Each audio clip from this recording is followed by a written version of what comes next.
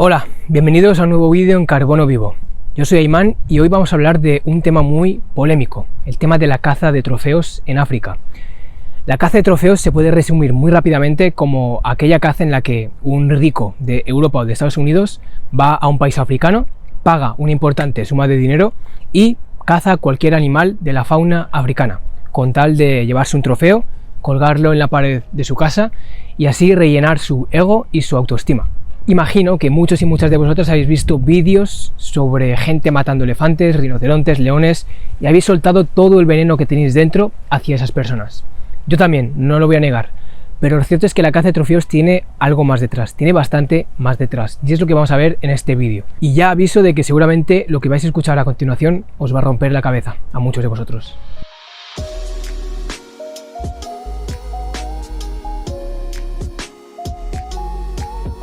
La caza de trofeos lleva bastante tiempo existiendo, desde tiempos coloniales en los que África era un montón de colonias europeas. En esos tiempos ya había muchos cazadores adinerados que iban a África a cazar todo tipo de animales de la riquísima fauna africana. Como os imaginaréis, no había ningún tipo de control, por lo que todo el mundo podía cazar todo tipo de animales sin ningún límite, y esto hizo que en muy poco tiempo muchas especies pasasen a estar en peligro de extinción, o incluso extinguirse del todo, como es el caso del lémur gigante en Madagascar. Todo esto siguió así durante varios siglos hasta que a finales del siglo XIX, a principios del siglo XX, de los años 1900, llegamos al peor punto, al punto en el que muchas especies estaban ya al borde de la extinción. Por ejemplo, el rinoceronte blanco solo tenía ya 150 ejemplares en todo el mundo. Pero, justo a tiempo, cuando ya estaba casi todo perdido, algunos políticos europeos se dieron cuenta de que estaban cargándose un continente entero y por tanto empezaron a tomar ciertas medidas. Y empezaron a crear los primeros parques naturales protegidos, empezaron a criar en cautividad las especies que estaban al borde de la extinción y empezaron a limitar la caza. Esto hizo que muchas especies que estaban a punto de desaparecer se salvasen por los pelos. Y a partir de entonces la fauna africana siguió sufriendo, pero ya con una población un poco más estabilizada. Esto siguió así durante un tiempo hasta que a principios de los años 50 muchos países africanos empezaron a independizarse de los gobiernos europeos. Estos nuevos gobiernos africanos empezaron a tomar el poder de sus propios países, lo cual está muy bien, pero estos gobiernos no tenían tantos recursos económicos como los países europeos. Y esto hizo que muchos animales, que muchas reservas protegidas empezasen a sufrir de nuevo, ante la incapacidad de los países africanos para proteger de forma efectiva sus parques naturales. Por tanto, a partir de los años 60, la caza furtiva, que había estado un poco controlada hasta entonces, volvió a crecer de forma brutal. En los años 70, Kenia tenía una población de elefantes de 250.000 ejemplares y en menos de 20 años, en 1989, la población de elefantes pasó a solo 20.000, porque la caza furtiva por su marfil empezó a crecer brutalmente. Y esto empezó a pasar con muchas otras especies ante la creciente demanda de estos productos exóticos, como el colmillo de león, el cuerno de rinoceronte, el marfil de los elefantes, crías de chimpancé, piel de leopardo y todo tipo de tonterías que hay gente que, porque sí, quieren tener.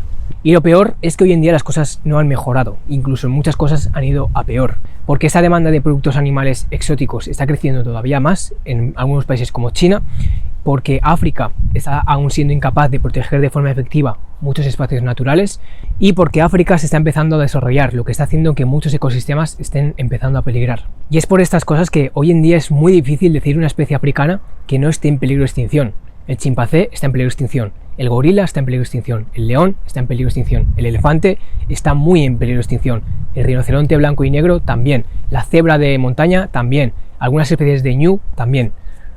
Cuesta decirlas. Entonces, ante este panorama podemos decir, bueno, pues qué mal los países africanos que no valoran su biodiversidad, ¿no? Pues no, obviamente no. Al final, toda esta riqueza ecológica que tiene África no es responsabilidad solo de África, es algo de todos, porque yo creo que tú, yo y casi todos queremos que sigan habiendo leones en África, que sigan habiendo jirafas. Por tanto, si queremos conservar esas zonas, pues yo creo que todo el mundo en general se tendría que implicar con esas zonas, al igual que con la selva de Brasil, con la selva de Costa Rica, de Indonesia. Y lo cierto es que en parte esto se está cumpliendo hoy en día, porque los países ricos envían cada año cientos de millones de euros en donaciones para la conservación de la naturaleza africana.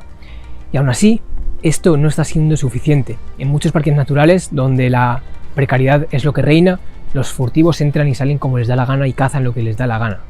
La mayoría de espacios naturales africanos no tienen el dinero suficiente para proteger de forma efectiva esos parques naturales, porque al final proteger una zona conlleva dinero, conlleva tener vigilantes que patrullen y expulsen a los furtivos, conlleva estudiar a los animales de esa zona, conlleva decir que no a muchos proyectos de agricultura, de lo que sea, que serían mucho más lucrativos económicamente.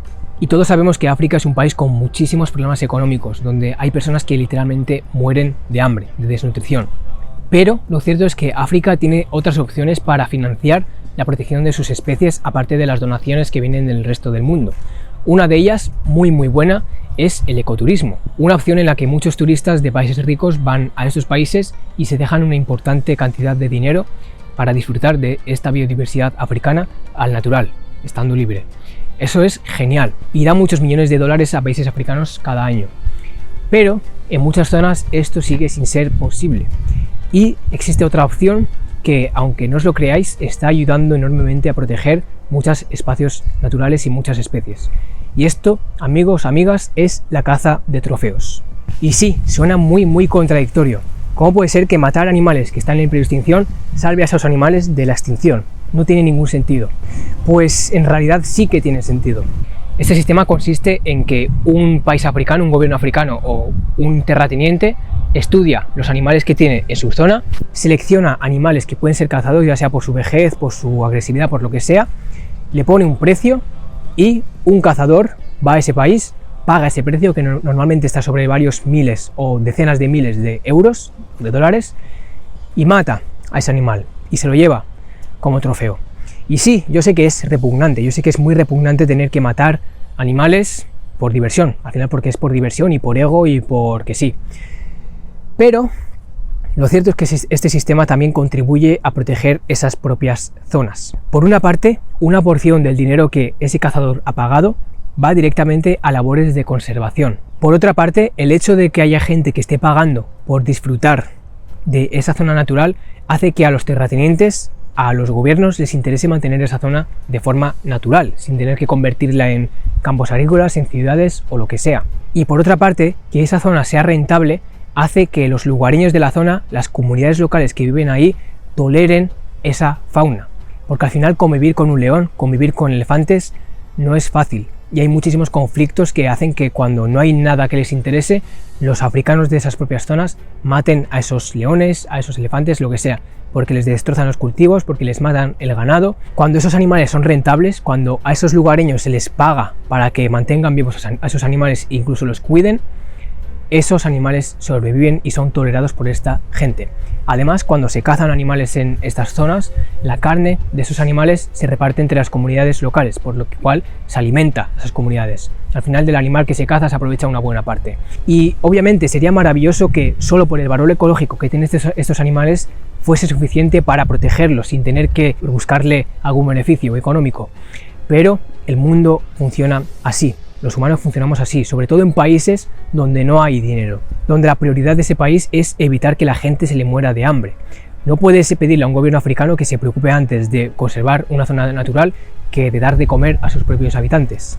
Y al final, la caza de trofeos está siendo una alternativa cuando se hace bien para que a ciertas personas les interese financiar la protección de esos animales, porque al final esos animales les están dando dinero.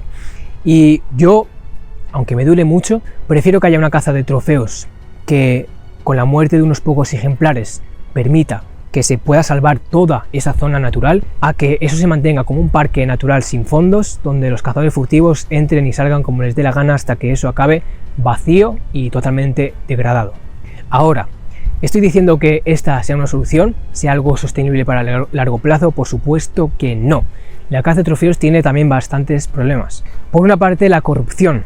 Hay ciertos países, hay ciertos casos donde se ve como todo ese dinero que entra se reparte entre los funcionarios que controlan esa zona y no se protege nada. O incluso que no hay ningún control y se empieza a permitir la caza de cualquier ejemplar, de cualquier león, de cualquier animal, porque al final cuanto más permites que se cace, más dinero entra. Otro gran problema de la caza de trofeos es que puede suponer una excusa para los gobiernos africanos para no gastar ellos mismos el dinero en proteger esas zonas y se lo dejen a las reservas privadas que se encarguen ellos, porque como ven que eso funciona bien, como viene gente de fuera a pagar ellos mismos la protección, pues mira, no se meten en ello.